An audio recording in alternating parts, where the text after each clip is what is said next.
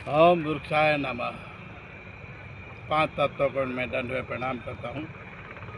हाँ, इसके आगे के एपिसोड में मैंने आपको बताया था कि प्रेम का चार रूप। पहला बच्चा, दूसरा घर की वाइफ, तीसरा इसका बच्चा, और चौथे में आ गया जब ये दादा बना।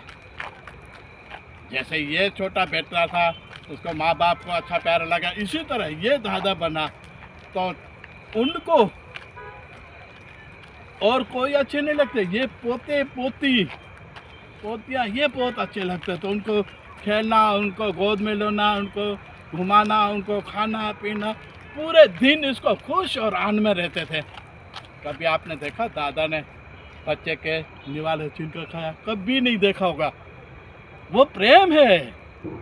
वास्तविक प्रेम इसलिए है कि वो खुद का खाना भी उनको खिला देगा। उनका जो प्रेम है, पोतरा पोतरी, जो कि बेटी का भी बेटा हो, चाहे बेटे का भी बेटा हो, चाहे बेटी का भी पुत्री हो, चाहे पुत्र हो, जो तो इन पे अति प्रेम होने के कारण उनको खाली बेटे और बेटी के जरूरत नहीं है। उनका पोता है, जरूरत ऐसे तो होती है, लेकिन प्रेम होता है दादा की जगह पे वो पोते उनको। तो वो इतना अच्छा लग रहा है, पूरा दिन खुश आनंद में जा रहा था। तो ये हुआ चौथा प्रेम, दादा बनता है पोते और पोते के। इसी तरह ये चार प्रेम में शुरुआत हुआ एक पैन से गोल मुड़ कर, दूसरा प्रेम हुआ दादा से, और दादा के बाद ये प्रश्न क्या हुआ? ये प्रश्न यही हुआ कि दादा के पास जैसे जन्म लिया छोटा होकर, दादा होकर पूर्णवती हो गई, लोगों ने उठाया, छोड़ के आया। क्या हुआ? तो ये चौथा प्रेम का पूर्णवती होने के बाद क्या सुना कि कभी किसी ने भी जन्म लिया छोटे बच्चे से, चार प्रेम से पूर्णवती हुई। प्रथम प्रेम छोटे बच्चे से, दूसरा प्रेम बीबी, तीसरा प्रेम इसके पुत्र, और चौथा प्रेम ये इनका दादा बनता है। ये पोतरे के तरफ से ये प्रेम होता है। ये चार प्रेम यहाँ पे पूर्णवती होती है, और दादा बनकर, जैसे छोटे से दादा बना, दादा बनकर वो चला गया, इसके बाद पूर्णवती हो गई। होने के बाद क्या हुआ?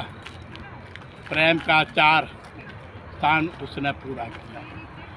इसी तरह कहीं भी आप देखोगे, जिसने कमाया, जितना कमाया, जैसे भी कमाया, जितना भी इकट्ठा किया, वो इकट्ठा किया, वास्तविक क्या किया? जाने के बाद कुछ उठा के नहीं गया, नहीं लेके गया, नहीं तो इसने कोई साथ किसी को दिया नहीं लिया। तो कहने का अर्थ, आगे से जो आए हैं वो आकर चले गए, दूसरे आए वो भी चले गए, जो अभी रह रहे हैं वो भी चले जाएंगे, आने वाले हैं वो भी आकर चले जाएंगे। लेकिन पूर्णवती सबकी होती है। कोई किसी के लिए इकट्ठा किया कि नहीं किया वो मालूम नहीं। जो इकट्ठा करने वाले वो भी खुद की मिलकर छोड़कर चला जाता है। वास्तविक क्या होता है? वास्तविक जो जिसने कमाया, जिसने रखा, वो खुद के लिए तो नहीं रखा, इसका माल भी और खाएगा, और बच्चा तो वो खाने वाला है, दूसरा तो खाने वाला नहीं है। तो इनको भी मालूम नहीं है कि इनकी मिलकत कौन खाने वाला है। उनको ऐसा मालूम है कि जो छोड़ गया वो कौन खाएगा, वो मालूम नहीं है।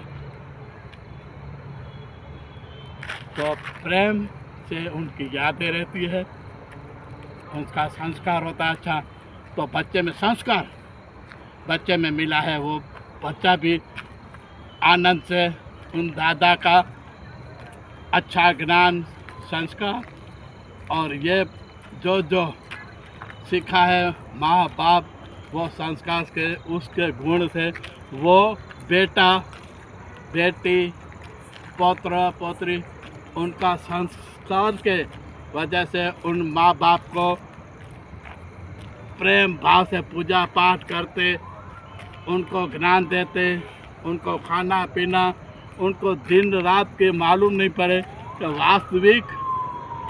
वास्तविक दादा को क्या ज़रूरत है, वो भी उनको दादा को मालूम नहीं पड़े। ऐसा अच्छा संस्कार हो तो दादा दादी माँ बाप सब आनंद से रहते हैं, और वही आनंद से जीने वाले लोग उनको अति प्रेम मिलने के बाद उनको पैसे की ज़रूरत नहीं है। चौथा जाने के दादा की जगह पे नहीं तो उसको पैसे की ज़रूरत है, नहीं मोह माया कुछ, हाँ एक है प्रेम की ज़रूरत है। वो प्रेम बढ़ोतरी तभी होती है। और इसके बाद के एपिसोड में मैं वही बताऊंगा कि दादा के बाद माँ और बाप का वही प्रेम रहता है, और वही रहने के बाद माँ बाप कभी भी रोएंगे नहीं, दुख भरी आंसू में वो मुस्कुरा के जाएंगे। जब मुस्कुराते जाते हैं तो माँ बाप की मुस्कुराहट और उनकी खुशी वो बच्चे को कहीं किसी जगह पे जाने की ज़रूरत नहीं है, क्योंकि उनके ऊपर उनका माँ बाप दादा का सबका आशीर्वाद है। उनको कहीं भी किसी के औजा के पास कहीं भी ढूंढने कहीं भी जाने की ज़रूरत नहीं है, क्योंकि उनके ऊपर आशीर्वाद है। बाकी सब दूर भाग जाएंगे।